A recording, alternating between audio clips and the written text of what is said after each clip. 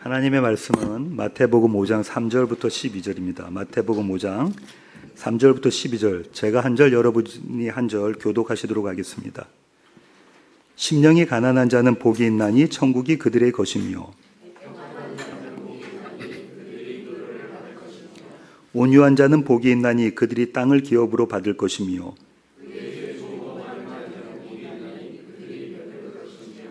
긍휼히 여기는 자는 복이 있나니 그들이 긍휼히 여김을 받을 것이며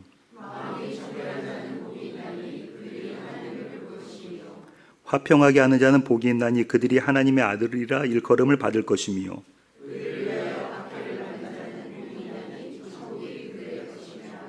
나로 말미암아 너희를 욕하고 박해하고 거짓으로 너희를 거슬러 모든 악한 말을 할 때에는 너희에게 복이 있나니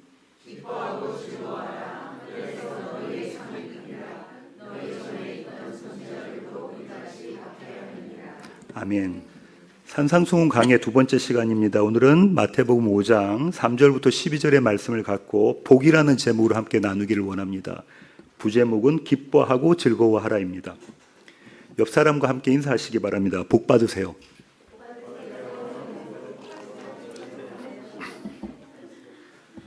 이제 반대편을 보고 인사할까요? 복 많이 받으세요.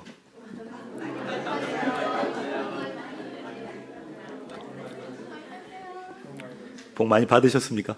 네. 방금 여러분이 옆에 계신 분들에게 말씀하신 복은 어떤 복인가요? 구체적으로 어떤 것들이 복을 받은 모습인가요? 원하는 대학에 진학하지 못했다. 이거 복 받은 모습입니까? 하는 일마다 제대로 안 된다. 이거 복 받은 모습인가요? 건강이 많이 나빠졌다. 이건 복 받은 것입니까? 우리가 생각하는 복들은 이와는 정반대의 위치에 있는 것들입니다. 그렇죠?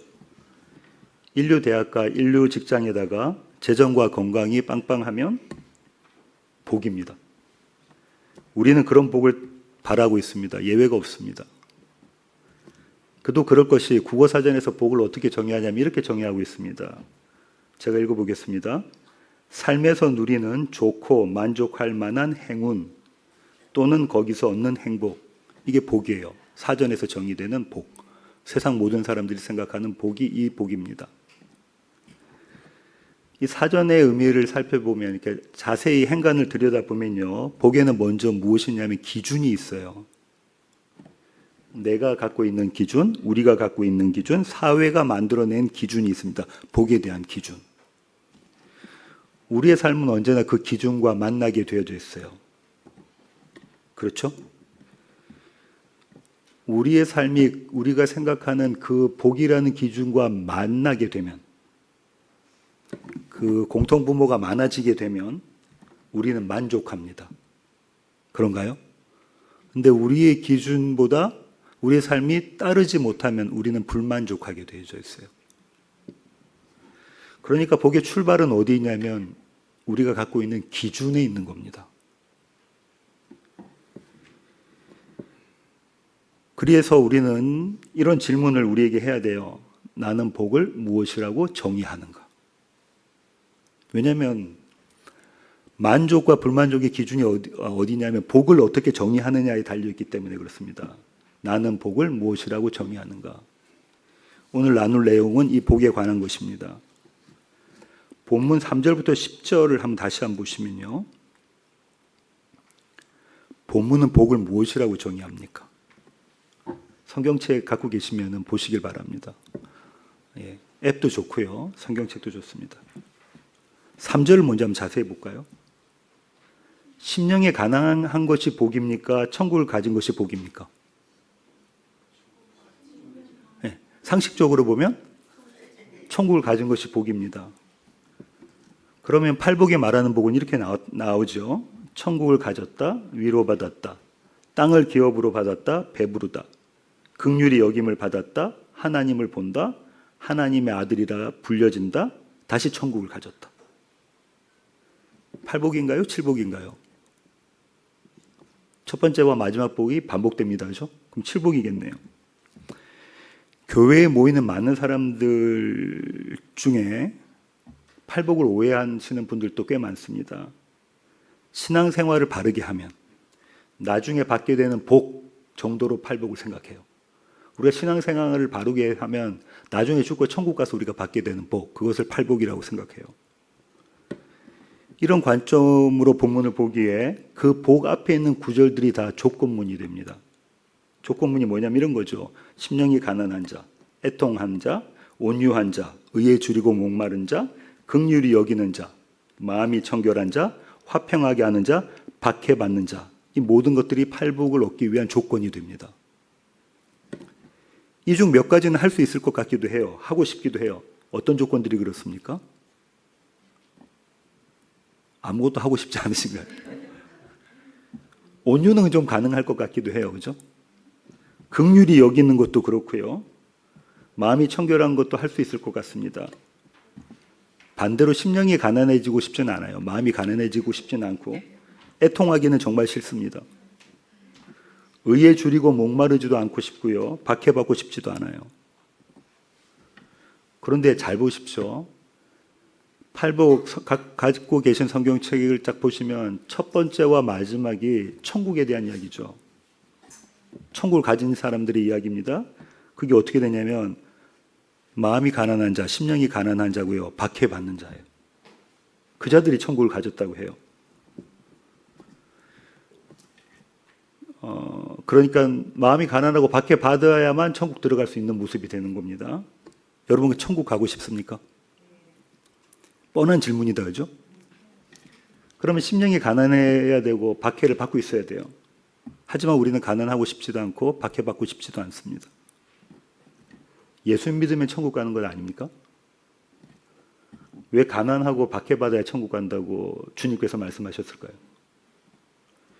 이런 질문들은요, 본문을 오해했기 때문에 가지게 되는 질문들입니다. 지금부터 그 오해를 좀 풀려고 하는데요. 먼저 팔복은 복을 어떻게 정의하고 있는지를 살펴보겠습니다. 3절입니다.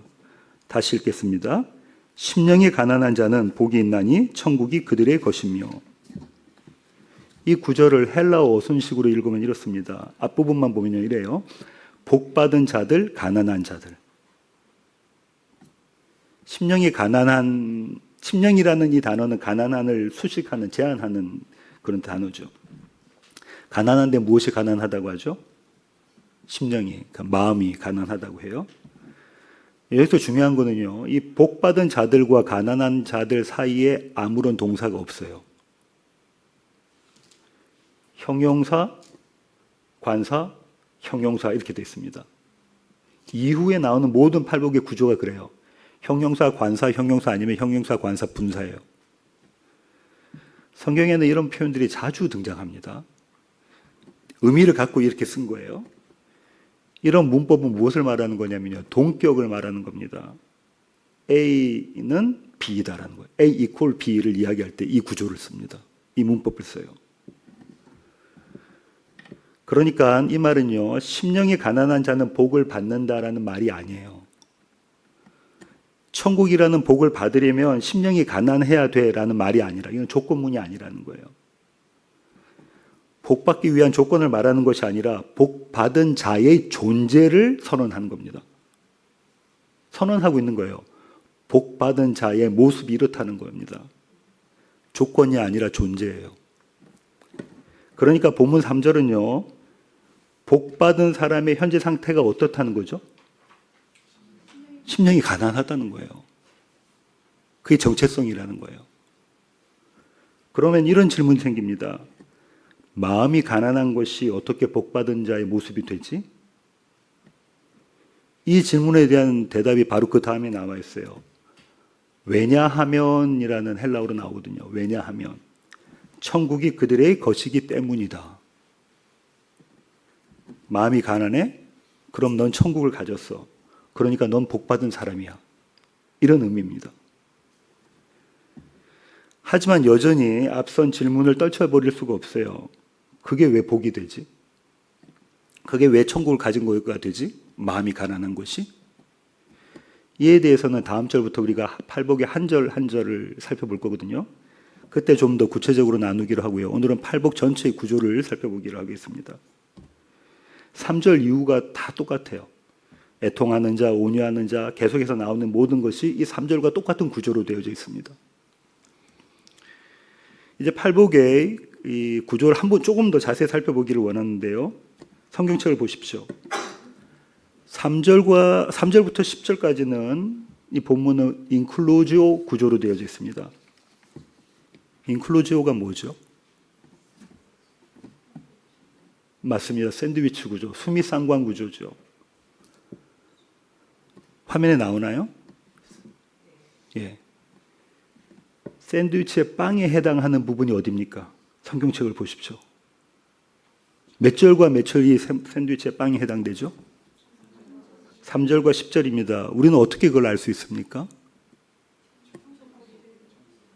천국이 그들의 것이다라는 것을 알 수 있어요. 이 문장의 시제가 뭐죠?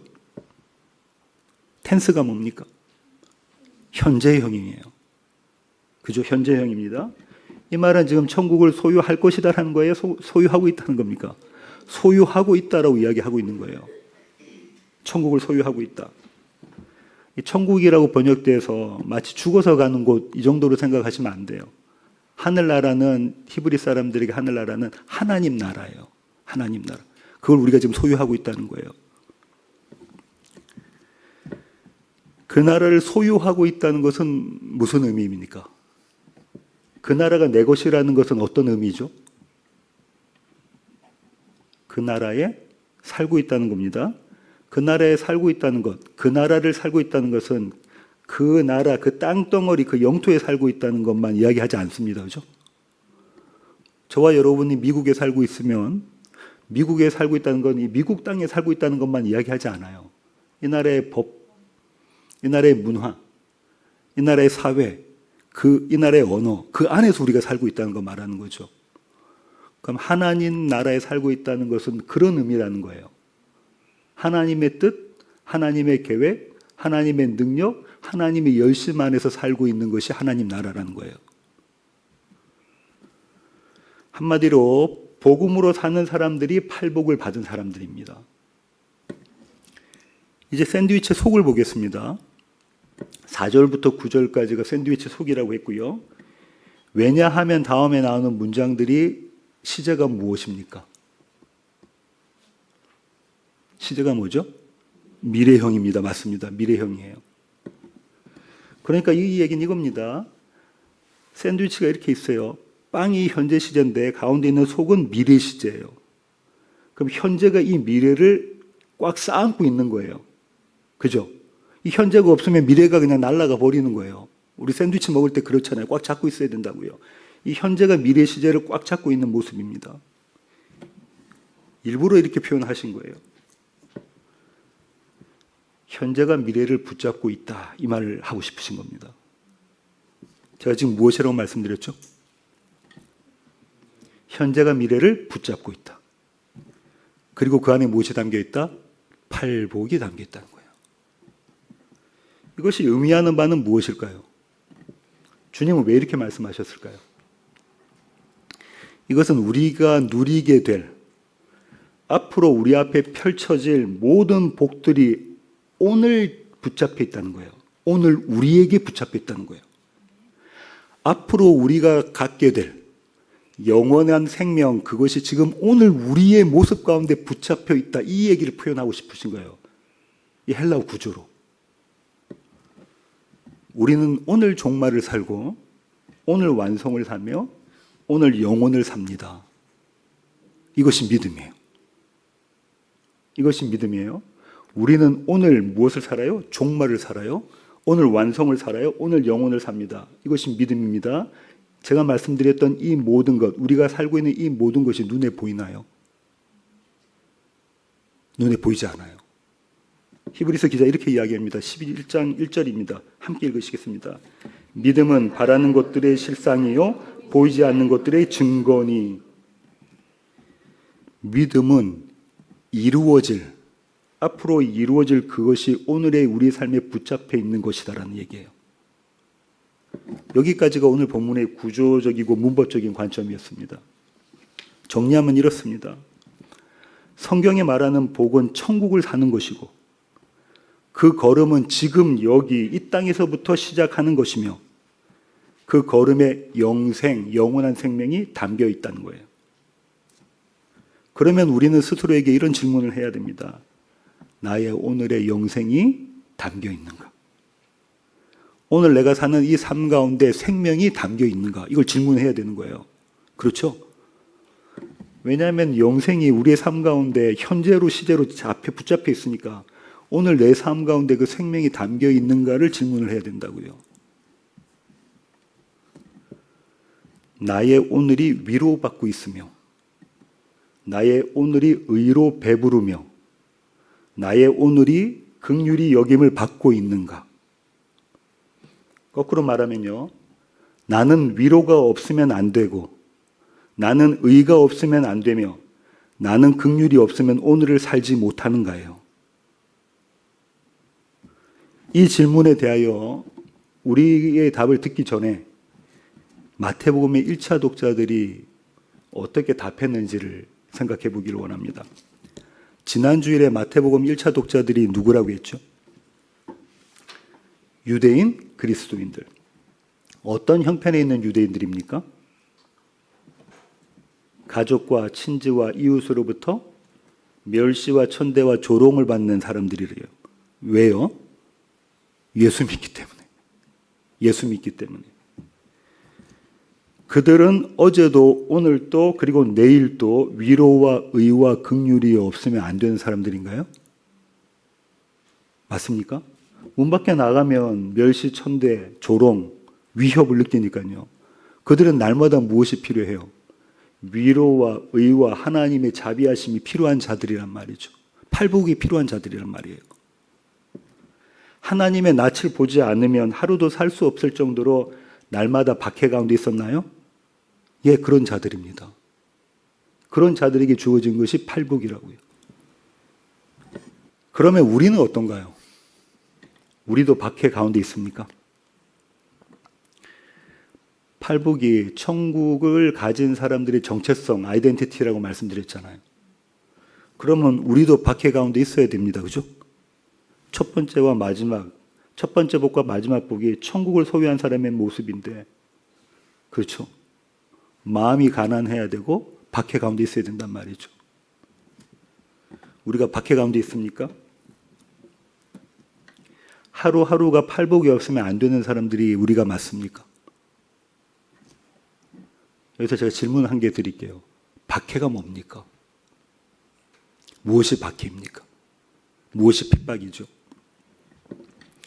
내가 원하는 것을 하지 못하면 그게 박해인가요? 차를 사고 싶은데 차를 사지 못한다, 그거 박해인가요? 여행 가고 싶은데 여행 가지 못한다, 그거 박해입니까? 박해가 무엇입니까? 예수 믿는 것 때문에 피해를 보면 그것이 박해인가요? 예수 믿는 것 때문에 피해를 보면 그것이 박해인가요? 경제적, 신체적, 정신적, 더 나아가서 생명까지 피해를 입는다면 이거 박해입니까? 예수 믿는 것 때문에. 이 박해들의 목적이 뭘까요? 왜 박해할까요? 예수 믿지 못하게 하려고. 예수 믿지 못하게 하는 것이 박해입니다. 성도가 당하는 박해는 예수 믿지 못하게 하는 겁니다. 그러면 우리가 천국 가기 위해서 예수를 못 믿게 하는 곳으로 가야 된다는 말은 아닐 거 아닙니까? 그죠? 저기 중동으로 가야 된다는 말은 아닐 거 아니에요. 우리에게 예수를 못 믿게 하는 것들이 무엇입니까? 다시 말하면 우리가 예수보다 더 믿고 있는 것이 무엇입니까? 그보다 더 소중한 것, 예수보다 더 소중하게 여기고 있는 것이 무엇입니까? 저와 여러분에게는 무엇이 예수보다 더 값집니까? 그 모든 것들이 저와 여러분이 겪고 있는 박해입니다. 여기서는 예수 믿는다고 박해하지 않아요. 그렇죠? 그런데 사실은 엄청난 박해 가운데 있다고요. 우리가 살고 있는 이 세상은 너무나 매력적입니다. 그 힘도 너무나 강해요. 성경시대에 있었던 바벨론과 로마 제국과는 비교가 안 되는 세상입니다. 너무 매력적이고 너무 아름다워 보여서. 자고 일어나면 눈에 보이는 모든 것들이 나를 가치 있게 만들어 줄 것 같아요. 이것이 오늘 우리가 겪고 있는 박해입니다. 예수를 믿지 못하게 하는 것들, 예수보다 더 사랑하는 것들이 가득한 곳, 그것이 이 세상이에요. 오늘 저와 여러분이 땅을 딛고 서 있는 이 세상, 우리 자녀들이 자라갈 그 세상. 사도 요한은요, 요한계시록에서 이 세상을 어떻게 부르냐면 음녀라고 불렀습니다. 음녀. 지금 주님은 우리에게 이렇게 말씀하고 계시는 겁니다. 너희는 이 박해 가운데서 팔복을 누리는 자들이라는 거예요. 그죠? 타락 이후부터 계속해서 세상은 음녀였잖아요. 너희는 이 세상 가운데서, 이 박해 가운데서 팔복을 누리고 있는 자들이라는 거예요. 이 팔복으로 하나님의 나라를 살아가는 사람들이라는 겁니다. 그렇게 오늘 여기에서 영원을 누리는 자들이 바로 너희들, 하나님의 백성, 교회라고 이야기해 주고 있는 겁니다. 이것이 주님께서 저와 여러분에게 주시는 놀라운 약속, 이미 성취된 약속이에요. 하나님께서 말씀하셨습니다. 그럼 이건 성취된 건가요? 말씀하시면 성취된 겁니까? 그 놀라운 약속은 이미 저와 여러분의 삶 가운데 성취되었다고요. 앞서 말씀드린 것처럼 다음 주일부터 하나하나 내용을 자세히 살펴보겠습니다. 오늘은 복에 대해서 조금 더 살펴보기를 원합니다. 여러분, 성경에 나와 있는 구절 중에 복하면 생각나는 특별한 구절이 있으십니까?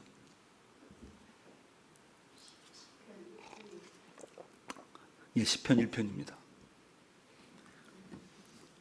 시편 1편 1절부터 3절 함께 읽으시겠습니다. 복 있는 사람은 악이들의 꾀를 따르지 아니하며 죄인들의 길에 서지 아니하며 오만한 자들이 앉지 아니하고 오직 여호와의 율법을 즐거워하여 그의 율법을 주야로 묵상하는도다. 그는 시냇가에 심은 나무가 철을 따라 열매를 맺으며 그 잎사귀가 마르지 아니함 같으니 그가 하는 모든 일이 다 형통하리로다. 아멘. 크리스천들이, 성도들이 가장 좋아하는 구절 중에 대표적인 구절이 이 구절입니다. 그렇죠? 이 구절은 앞서 말씀드린 것처럼 복을 받기 위한 조건이 아니라고요. 복을 받은 사람들에 대한 설명입니다. 정체성이에요. 이 구절에서 우리가 특별히 좋아하는 부분이 어디입니까? 그가 하는 일이 다 형통하리로다. 이것보다 더 좋은 복이 없습니다. 복 중에 복, 최상급의 복 아닙니까? 하는 일마다 모두 전부 단 하나도 예외 없이 다 잘 된다. 이런 복 받고 싶지 않습니까? 입학 원서 제출하는 대학마다 다 합격. 입사 지원하는 회사마다 전부 다 합격. 진급 때마다 누락 없이 모두 다 진급. 투자한 주식이 언제나 상한가. 이러면 정말 살맛날 것 같지 않습니까? 그런데 성경이 말하는 형통은요, 이와는 전혀 다릅니다. 형통이라는 단어가 어떻게 사용되는지 한번 확인해 보기를 원하는데요. 창세기 39장 1절부터 2절입니다. 함께 읽으시겠습니다. 요셉이 이끌려 애굽에 내려가매 바로의 신하 친위대장 애굽 사람 보디발이 그를 그리로 데려간 이스마엘 사람의 손에서 요셉을 산이라. 여호와께서 요셉과 함께 하심으로 그가 형통한 자가 되어 그의 주인 애굽 사람의 집에 있으니. 요셉이 형통한 원인이 뭐라고 하죠? 여호와께서 함께 하셨다. 여호와께서 함께 하셨는데 지금 요셉이 어디 있습니까? 보디발의 집에 노예로. 여러분, 이런 형통 원하세요? 꿈 이야기 한 번 아니 두 번이죠. 정확히는 꿈 이야기 두 번 잘못했다가 형제들에게 목숨의 위협을 당하고 죽을 뻔했다가 살아났는데 팔려서 노예로 가요. 애굽의 보디발, 친위대장 보디발의 하인으로 들어가죠. 이게 형통한 겁니까? 우리가 생각하고 있는 형통과는 완전히 다르지 않습니까? 성경은 이것을 형통하다라고 이야기하고 있습니다. 조금 더 볼게요. 3절입니다. 함께 읽으시겠습니다. 그의 주인이 여호와께서 그와 함께 하심을 보며 또 여호와께서 그의 범사에 형통하게 하심을 보았더라. 보디발이 지금 무엇을 봤냐면요, 여호와께서 요셉과 함께하고 계시다라는 걸 봤대요. 그죠? 그래서 요셉이 형통하다라는 것을 알게 된 거예요. 조금 더 볼게요. 39장 23절입니다. 함께 읽으시겠습니다.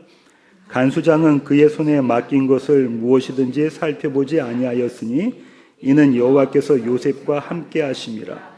여호와께서 그를 범사에 형통하게 하셨더라. 이번에는 요셉이 더 나락으로 떨어집니다. 보디발의 아내가 유혹을 했죠. 근데 그것을 뿌리쳤습니다. 그 대가로 왕의 감옥에 갇히게 됩니다.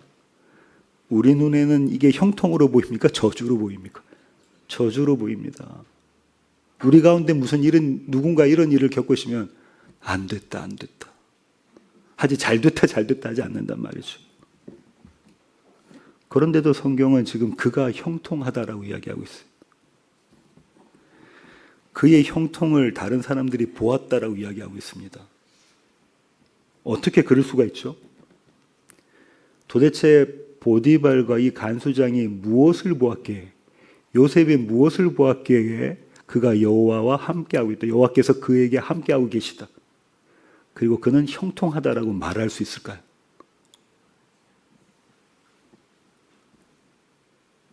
보디발도 간수장도 요셉이 다른 사람과 다르다는 걸 알았어요. 다른 종들과 달라요. 다른 죄인들과 달랐어요. 그걸 보았기 때문에 그렇다는 거예요.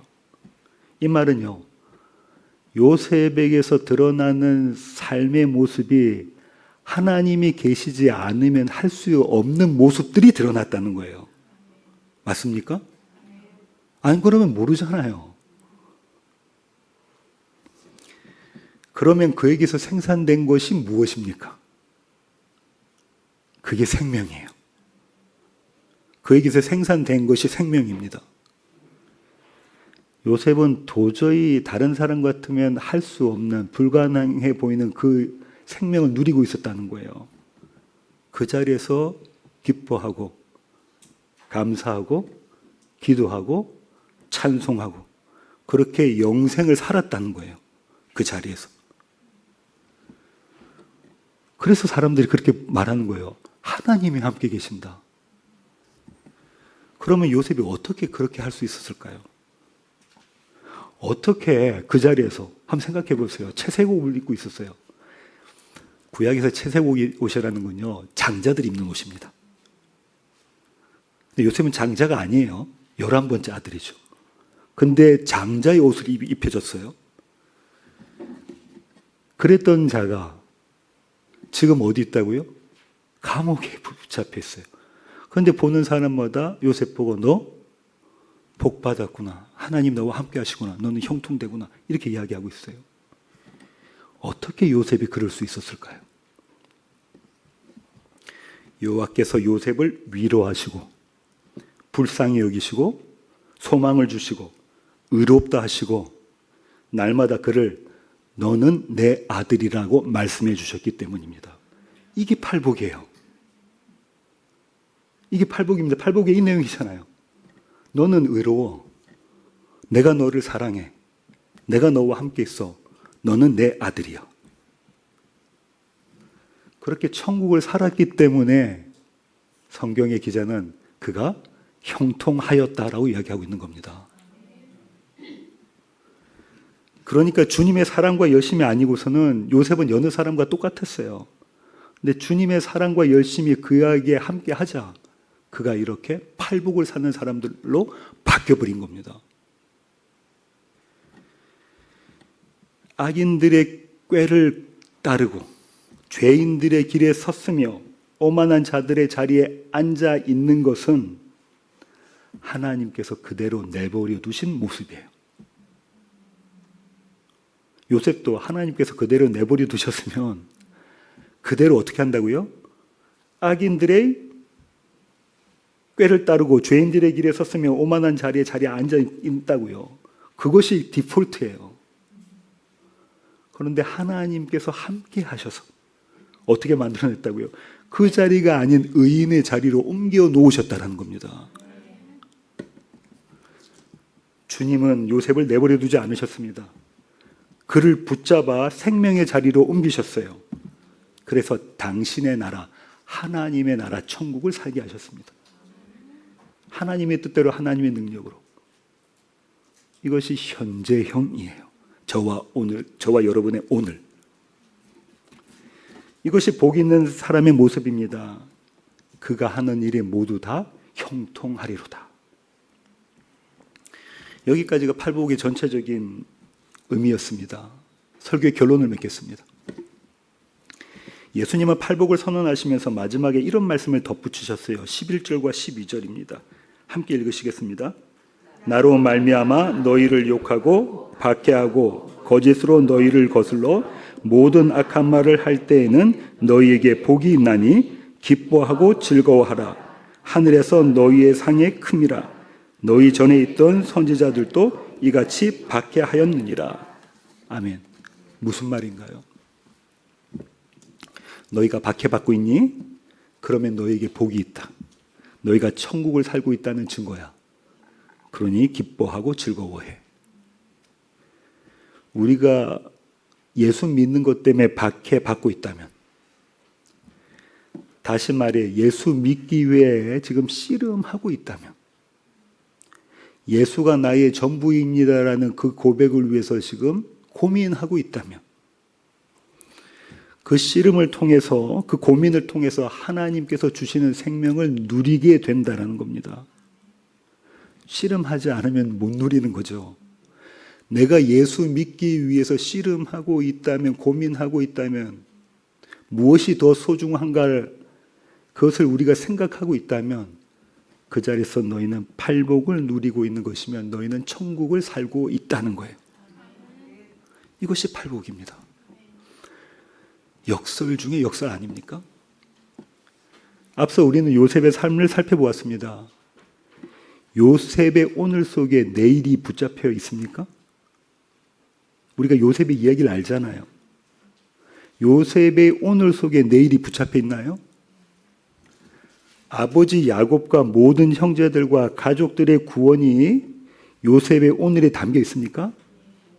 보디발의 집에서도, 왕의 감옥에서도 이 모든 이스라엘의 구원이 요셉의 오늘에 담겨 있나요? 그걸 어떻게 알 수 있죠? 하나님께서 요셉에게 주신 꿈을 통해 알 수 있습니다. 그 꿈이 무엇입니까? 하나님의 약속이셨어요. 그것이 하나님의 말씀이었습니다.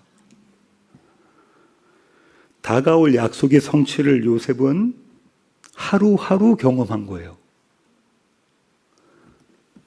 앞으로 이런 일이 일어날 거야. 근데 그게 언제 될지는 몰라. 그리고 약속으로만 주어졌어요. 근데 오늘 삶 가운데는 관계가 없어요. 그러면 그 약속을 소망합니까? 아니요. 소망하지 않아요. 소망하지 않습니다. 앞으로 너희한테 이런 거 줄 거야. 너무 좋은 거야. 근데 그게 지금 오늘의 내 삶과의 관계가 없어요. 그럼 우리는 그걸 소망하지 않아요. 그런데 지금 요셉은 소망했다는 거예요. 어떻게 해요? 하나님께서 주시는 팔복으로, 하나님의 위로하심과 하나님의 격려하심과 하나님의 은혜와 자비와 앞서 말씀드린 것처럼 너는 내 아들이라고 말씀하시는 그 하나님을 통해서 날마다 그걸 경험했다는 거예요.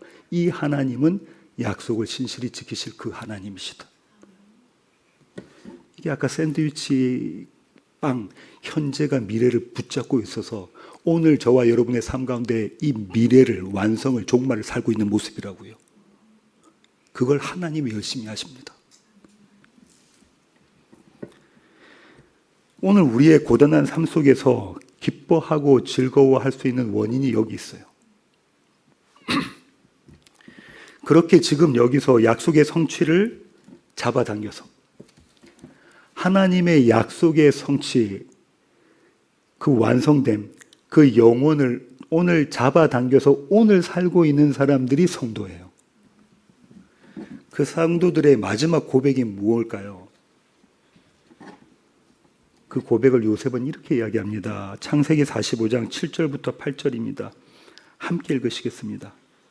하나님이 큰 구원으로 당신들의 생명을 보존하고 당신들의 후손을 세상에 두시려고 나를 당신들보다 먼저 보내셨나니 그런즉 나를 이리로 보내니는 당신들이 아니요 하나님이시라. 하나님이 나를 바로에게 아버지로 삼으시고 그 온 집의 주로 삼으시며 애굽 온 땅의 통치자로 삼으셨나이다. 이 요셉의 고백이, 완성을 경험한 요셉의 고백이 저와 여러분이 마침내 그날 만나게 될, 하게 될 그 고백입니다. 오늘 이 고백으로 오늘을 살아가시는 우리 낮은 울타리 모든 교회 가족 되기를 원합니다. 기도하시겠습니다. 주님, 그렇습니다. 하나님, 세상이 우리 눈에 너무 아름다워 보이고 먹고 싶어 보이며 붙잡고 싶어 보입니다. 예수 믿는 것은 뒷전으로 하고 그 세상을 붙잡으려고 날마다 앞으로 나가는 저희들의 모습을 바라봅니다. 하지만 하나님께서 이런 우리를 그대로 내버려 두지 않으시고 소중한 것이, 귀한 것이, 값진 것이 무엇인지를 알게 하십니다. 그렇게 예수 그리스도를 믿는 믿음 가운데 세우셔서 그분과 함께 함으로 하나님 나라의 생명을 누리게 만들어내십니다. 그렇게 오늘 팔복을 살게 하십니다. 하나님, 이 하나님의 열심과 이 하나님의 은혜가 우리 낮은 울타리 교회 가족 모두의 날마다의 삶 가운데 풍성하도록 하나님 우리를 붙잡아 주시옵소서. 귀하신 예수님의 이름으로 기도합니다. 아멘.